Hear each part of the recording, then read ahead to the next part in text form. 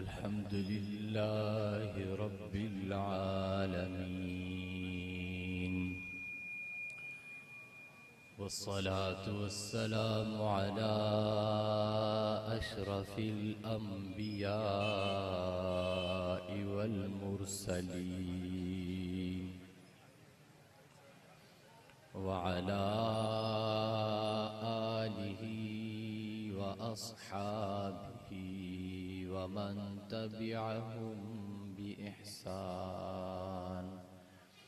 ومن تبعهم بإحسان إلى يوم الدين.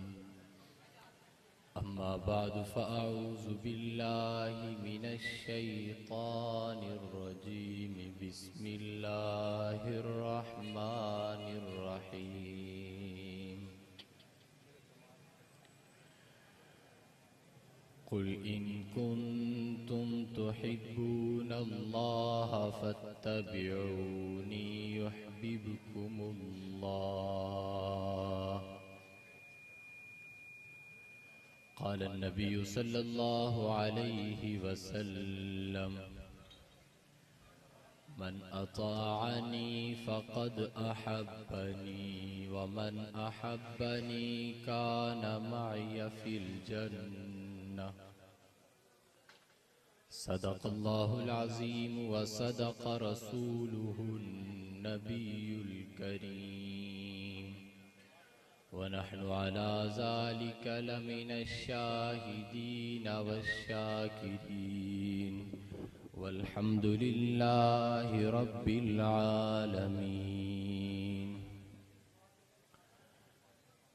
انتہائی واجب الاحترام، لائق صد تکریم و اعزاز معزز علماء کرام، طلباء اعظام، غیور باشعور سنی العقیدہ مسلمان دوستو، اشتہار پہ دو عنوان مرقوم تھے: محفل ذکر حبیب خدا اور جلسہ سیرت. ان دونوں میں سے صرف ایک عنوان پہ ایک ہی بات عرض کر کے اجازت چاہوں گا. پروگرام کا عنوان جلسہ سیرت، سیرت کی اہمیت اور ضرورت کیا ہے اور کس قدر ہے. اللہ تعالیٰ نے قرآن کریم میں حضور نبی کریم صلی اللہ علیہ وسلم کا تذکرہ کرتے ہوئے فرمایا: قل ان کنتم تحبون اللہ فاتبعونی یحببکم اللہ. اگر تمہیں اللہ سے محبت کا دعویٰ ہے، اگر اللہ کی محبت کی طلب ہے، تو اتباع محمدی اس کا وسیلہ اور ذریعہ ہے. ہر مسلمان اللہ تعالیٰ سے محبت کا دعوے دار بھی ہے، اللہ کی محبت کا طلبکار بھی ہے.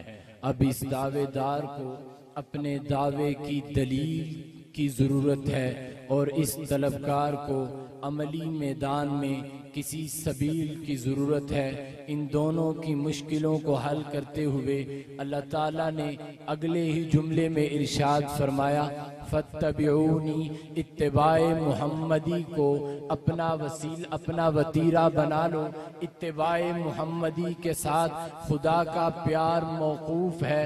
خدا کے ساتھ محبت کے دعوے دار ہو یا خدا کی محبت کے طلبکار ہو، ایک ہی راستہ ہے: فاتبعونی، اتباع محمدی کیجئے. لیکن اتباع محمدی، اتباع کس چیز کا نام ہے؟ اتباع عربی لغت میں طبیعتن سے ماخوذ ہے. گائے کا چھوٹا بچہ اس کو طبیعہ کہا جاتا ہے.